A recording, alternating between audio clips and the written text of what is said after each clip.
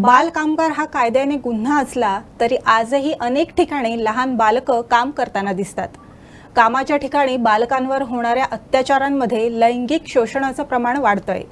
याशिवाय समाजात अनेक ठिकाणी बालकांवर होणाऱ्या लैंगिक शोषणाच्या समस्या समोर येत आहेत.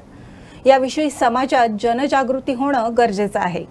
हीच गोष्ट ओळखून बालकांच्या हक्कासाठी, त्यांच्यावर होणारे अत्याचार रोखण्यासाठी अर्पण ही संस्था उदयाला आली. बाललैंगिक शोषणाच्या समस्येवर अविरतपणे काम करणारी अर्पण ही भारतातील पुरस्कारप्राप्त संस्था आहे. अर्पणला तिच्या उल्लेखनीय कार्याबद्दल 6 राष्ट्रीय आणि 2 आंतरराष्ट्रीय पुरस्कारांनी गौरवण्यात आलंय. मुंबई स्थित अर्पण ही भारतातील सर्वात सुपरिचित स्वयंसेवी संस्थांपैकी एक आहे, जी बाललैंगिक शोषण या समस्येवर 120 पेक्षा अधिक सामाजिक कार्यकर्ते आणि समुपदेशकांसोबत तसंच लहान मुलं आणि प्रौढ यांना प्रतिबंधात्मक आणि उपचारात्मक सुविधा पुरवते. गेल्या 15 वर्षांपासून अर्पणने 20 लाखांपेक्षा अधिक मुलं आणि प्रौढांसोबत काम केलंय. 14 नोव्हेंबर ते 20 नोव्हेंबर हा कालावधी बाल सुरक्षा सप्ताह म्हणून साजरा केला जातो. याचंच औचित्य साधून आज आपण अर्पण या संस्थेच्या CEO पूजा तपारिया यांच्याशी चर्चा करून त्यांचं काम जाणून घेणार आहोत. नमस्कार पूजा तपारिया, गोवन वार्ता लाईव्हच्या या विशेष कार्यक्रमात तुमचं मनापासून स्वागत. थँक्यू. तर आपल्या या चर्चेला सुरुवात करताना मला तुम्हाला विचारायला आवडेल, अर्पण ही संस्था सुरू करावी असं तुम्हाला का वाटलं आणि कधी वाटलं? ये करीब साल 2003 की बात है. उस समय अर्पण शुरू हो गया था एक प्रोजेक्ट के तरीके से. हम अनाथ आश्रम, वृद्धाश्रम, वहाँ जाके हर महीने कुछ न कुछ एक्टिविटी करते. उसमें भावना यही थी कि हम अर्पण करें. अर्पण का मतलब होता है to offer back to the community. तो इस भाव से वो शुरू हुआ था मेरे गुरु की प्रेरणा से. उसके बाद 2004 में मैंने एक नाटक देखा जिसके अंदर बाल यौन शोषण, बाल लैंगिक शोषण, उस वो होने के प्रभाव से किसी व्यक्ति के ऊपर कितना ज़्यादा उसके जीवन के ऊपर प्रभाव होता है, ये समझ में आया और देखने को मिला. तो मुझे इससे बड़ा शौक लगा. मुझे लगा कि अरे इसके ऊपर एक नाटक है तो ये विषय तो बड़ा बहुत बड़े पैमाने पे हो रहा होगा. तो फिर मैंने रिसर्च किया तो मुझे पता चला कि हमारे भारत के अंदर लाखों बच्चे बाल लैंगिक शोषण एक अनुभव करते हैं. और उस समय हार्डली कोई NGOs थी, सरकार का भी इतना फोकस नहीं था. तो मुझे लगा कि इसके ऊपर कुछ काम करना चाहिए. पर मैं एक ग्राफिक डिज़ाइनर हूँ बाय प्रोफेशन, तो उस समय मेरे काफ़ी सब प्रोजेक्ट्स चल रहे थे. तो 2006 के अंदर जब थोड़ा समय मिला तब एक अवेयरनेस के ज़रिए हमने सोचा कि अवेयरनेस टॉक्स करते हैं, पेरेंट्स टीचर्स को सेंसिटाइज करते हैं और देखते हैं कैसा चलता है. वैसे उस समय कोई एम्बिशन नहीं था कि एक बहुत बड़ी संस्था बनाएंगे या ऐसा कुछ नहीं था. ये बस ऑर्गेनिकली डेवलप हो गया. इस तरीके से शुरुआत हुई. अर्पण संस्थेचं काम नक्की कसं चालतं? तुम्ही नक्की काय काम करता या संस्थेच्या माध्यमातून? बेसिकली हमारा फोकस 2 बड़े मुद्दे पे है. एक है प्रिवेंशन, कि हम रोकथाम कैसे करें बाल लैंगिक शोषण की, और दूसरा है हीलिंग, कि जिन बच्चों और बड़ों के साथ ये हुआ है, बड़े से मेरा मतलब है कि वो जब छोटे थे उनके बचपन में जब हुआ है, तो अभी उनको हम अडल्ट सर्वाइवर्स कहते हैं, कि इनके साथ बचपन में हुआ है, तो उनकी हम हीलिंग कैसे करें. क्योंकि जीवन भर अगर इसका प्रभाव हो रहा है तो ये तो बड़ा एक दुख की बात है ना कि एक व्यक्ति को अपने पूरे जीवन इसके प्रभाव को अनुभव करना पड़ रहा है, इसके इम्पैक्ट को एक्सपीरियंस करना पड़ रहा है. तो हमारा फोकस हीलिंग पे भी है. काउंसलिंग एंड थेरेपी के जरिए हम बच्चों और बड़ों की हीलिंग करते हैं ताकि वो उस प्रभाव से मुक्त हो और एक ऐसा जीवन जिए जो उनके लिए एम्पावरिंग है, उनको सुकून देता है, दुख है वो मिट जाए और वो पूरी तरीके से अपने जीवन को जी पाए. और प्रिवेंशन का मुद्दा हम मास अवेयरनेस और सेंसिटाइजेशन से करते हैं. बच्चों को और बड़ों की ट्रेनिंग करते हैं. एक तो कि बड़े जैसे पेरेंट्स और टीचर्स वो बच्चों की सुरक्षा कैसे कर सकते हैं, क्योंकि इसकी जिम्मेवारी तो उन्हीं की है बच्चों को सुरक्षित रखने की. तो वो कैसे सतर्क रह सकते हैं, तो उनकी स्किल्स बढ़ाते हैं, उनकी नॉलेज बढ़ाते हैं ट्रेनिंग के जरिए, और बच्चों को सशक्त करते हैं ताकि बच्चे समझें कि सुरक्षित और असुरक्षित स्पर्श में क्या फर्क है। बच्चे तो भोले होते हैं, उनको तो समझ ही नहीं आता कि ये जो स्पर्श है ये शायद ठीक नहीं है। तो उनको वो सिखाना कि सुरक्षित और असुरक्षित स्पर्श के बीच में क्या फर्क है, ऐसी स्थिति में आप हैं तो आप उस समय क्या कर सकते हैं, वहां से चले जाना, किसी मददगार व्यक्ति को बताना कि क्या हुआ है और मदद मांगना, ये बहुत जरूरी है। और एक बहुत इंपॉर्टेंट कॉन्सेप्ट पे हम फोकस करते हैं कि अगर आपके साथ ऐसा हुआ भी है या आगे हो भी, तो ये जरूर जानिएगा कि इसमें आपकी गलती बिल्कुल भी नहीं है। क्योंकि एक व्यक्ति हमने देखा है, अडल्ट सर्वाइवर्स के साथ हमने इतनी काउंसलिंग की है, हर जना यही सोच के रह जाता है कि मैं गलत था, मैं बुरा था, इसलिए मेरे साथ शोषण हुआ, जबकि ऐसा नहीं है। बच्चों की कोई गलती नहीं होती। तो ये कुछ मुद्दे और कुछ कॉन्सेप्ट्स पे हम बात करते हैं, ट्रेनिंग करते हैं बच्चों और बड़ों के साथ।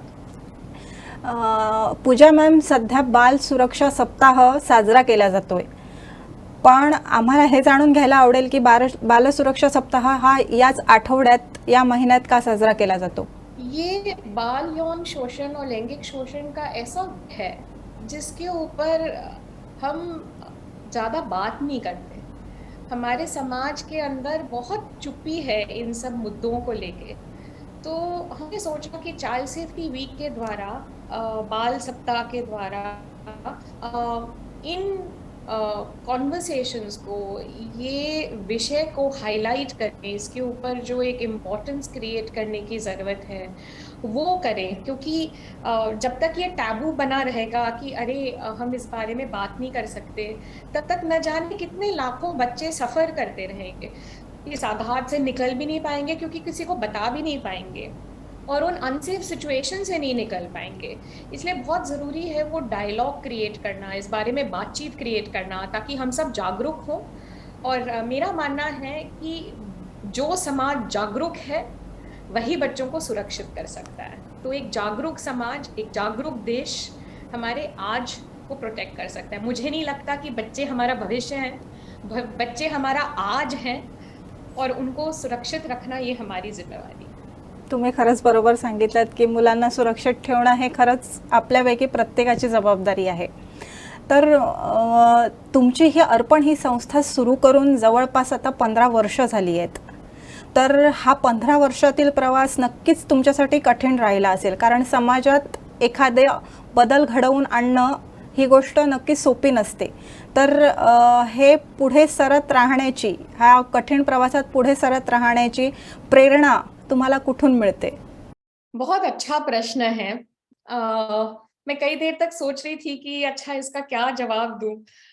बहुत सी चीजें हैं। एक तो है कि हमने हमारे काम का जो मैंने प्रभाव देखा है फील्ड पर, वो बहुत प्रेरणादायक रहा है। It's been very motivating. हम जब देखते हैं कि एक ट्रेनिंग के बाद एक स्कूल टीचर आके कहती है कि मैंने कभी सोचा ही नहीं था इस विषय के ऊपर, एक बच्ची मेरे क्लास के अंदर है जो बहुत चुप चुप रहती है, हो सकता है कुछ हो रहा होगा, मैं जाके उससे बात करूंगी।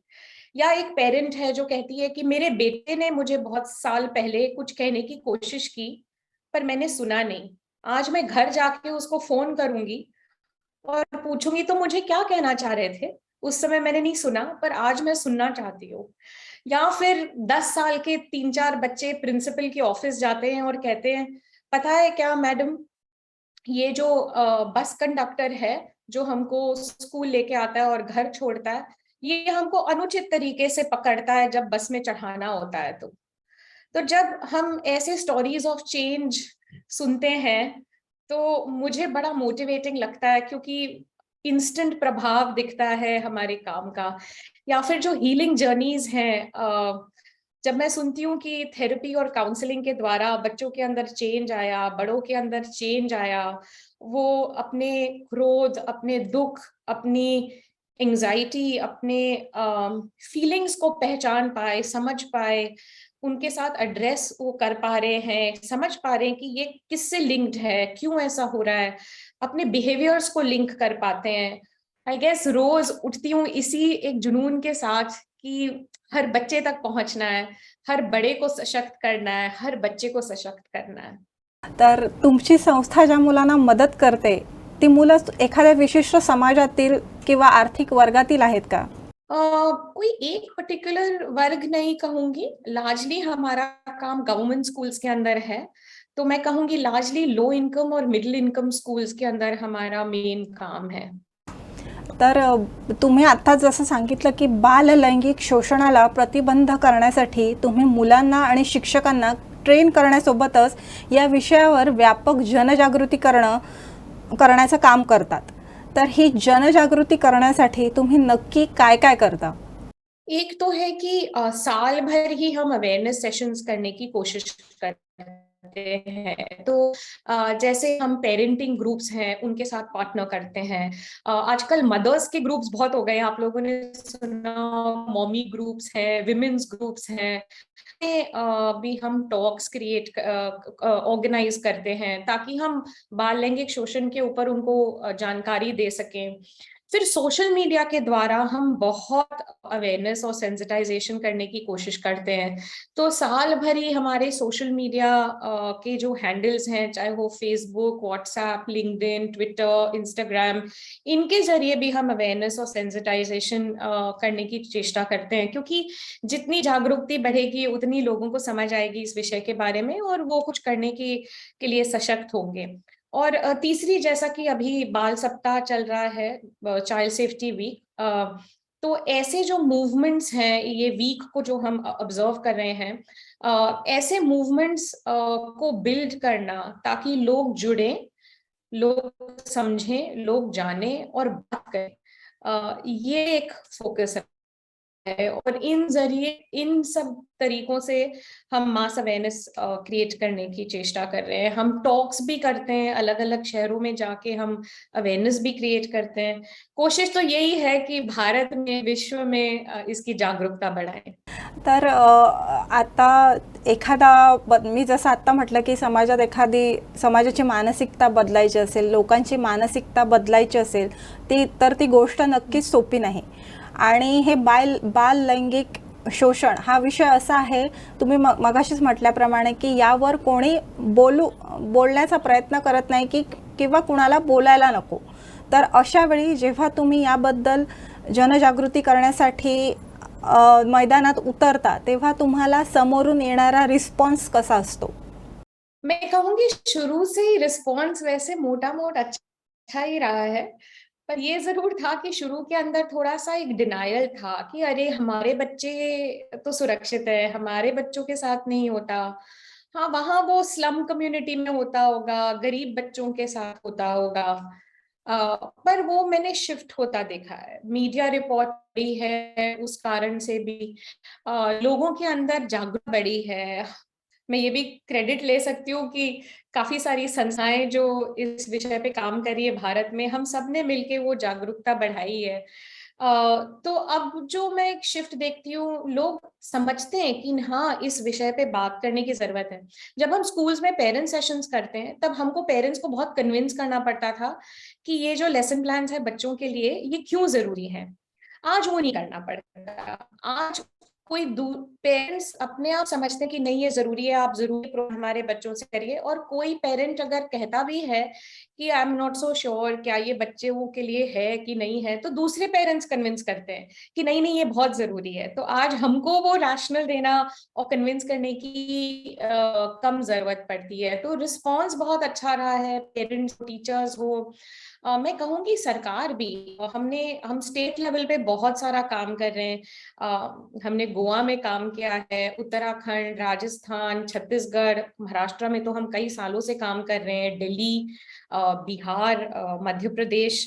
और मैंने देखा है कि हम जहां भी गए हैं, सरकारों से बात की है कि ये करना है, किसी ने ये नहीं कहा कि अरे ये जरूरी नहीं है। हर जना समझता है कि ये जरूरी है।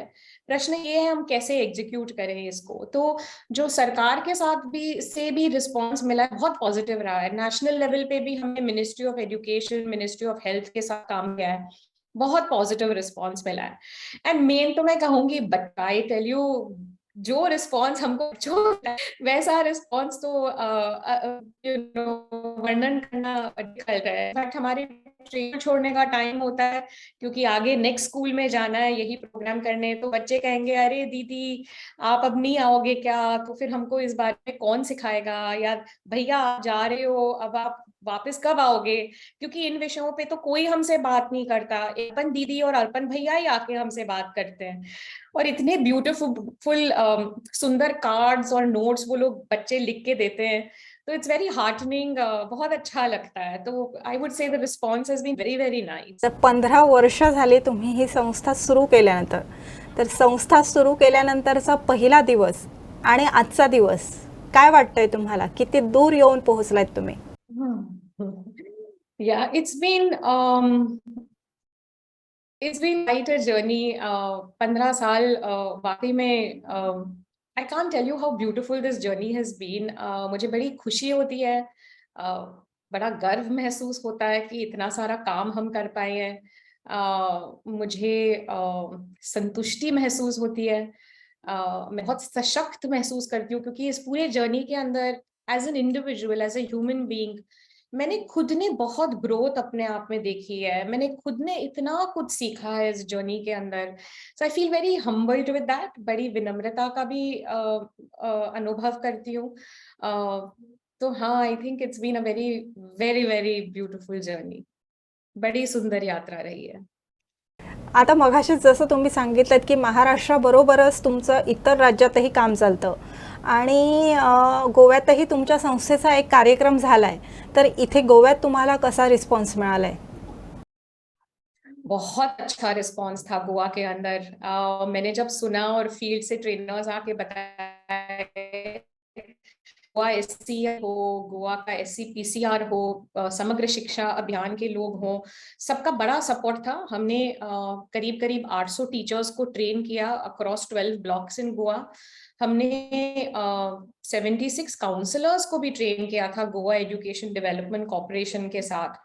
कुछ ऐसा अनुभव ट्रेनर्स बता रहे थे कि जब ट्रेनिंग खत्म हुई तो किसी को जल्दबाजी नहीं थी घर जाने की, सब वेट कर रहे थे ट्रेनर से और प्रश्न पूछने के लिए, बातचीत करने के लिए। People also share feedback that they found it very very interesting, very enlightening. हमको उनको उनको वो कह रहे थे उनको बहुत कुछ सीखने को मिला। एक स्कूल प्रिंसिपल थी जिसने शेयर किया कि एक बच्ची थी हमारे स्कूल के अंदर जो मुझे याद आई जब ये ट्रेनिंग चल रही थी।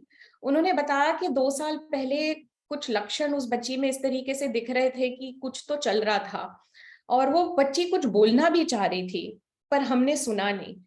तो वो कह रही थी कि इस ट्रेनिंग के बाद मुझे लगता है कि हमने शायद ठीक नहीं किया। मैं अपनी स्कूल जाऊंगी और उस बच्ची से बात करने की कोशिश करूंगी, और हम सुनने की कोशिश करेंगे कि वो बच्ची क्या कह रही थी। तो ऐसे ब्यूटीफुल स्टोरीज ऑफ चेंज हमको दिखे और सुनाई पड़े गोवा में ट्रेनिंग्स के बाद। बड़ा अच्छा अनुभव था। हम और काम करना चाहते हैं गोवा के अंदर। तुमचं नेहमी स्वागत असेल गोव्यात। अर्पण सुरू केल्यानंतरच्या तुमच्या प्रवासातील असे काही क्षण आहेत का जे तुम्हाला काहीतरी खूप शिकवून गेले असतील, किंवा असा एखादा प्रसंग जो तुम्ही शेअर करू शकता आमच्यासोबत? ऐसे तो बहुत सारे प्रसंग हैं जिससे मैंने बहुत कुछ सीखा है, पर 2 कहना चाहूंगी। एक कुछ साल पहले की बात है। हमारे एक स्कूल के अंदर पेरेंट्स सेशन चल रहा था, पेरेंट्स टीचर ट्रेनिंग हो रही थी। वो ट्रेनिंग खत्म होने के बाद एक थोड़ी बुजुर्ग औरत थी, वो हमारे ट्रेनर के पास आई।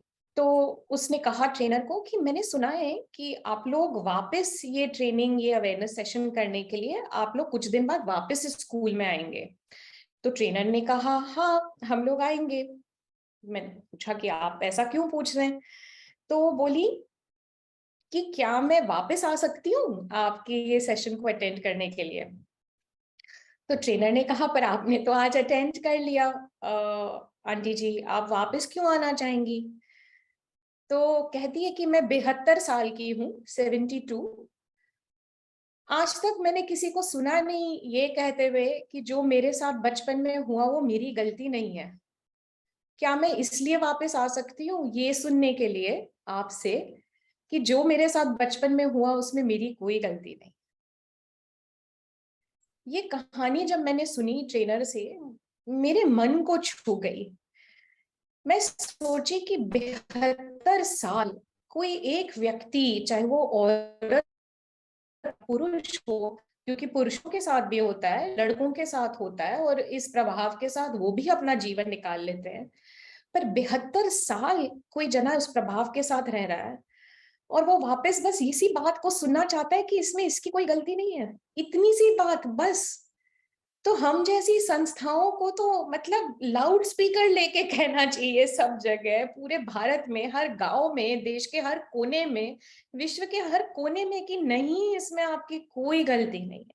हमको उस ग्लानि, उस शर्म के साथ जीने की कोई जरूरत नहीं है कि हम कहीं जिम्मेवार थे। नहीं, हम नहीं हैं। हमारे बड़े जिम्मेवार हैं, बच्चे जिम्मेवार नहीं है अगर उनके साथ कोई भी तरीके का शोषण होता है, उसमें उनकी कोई गलती नहीं है।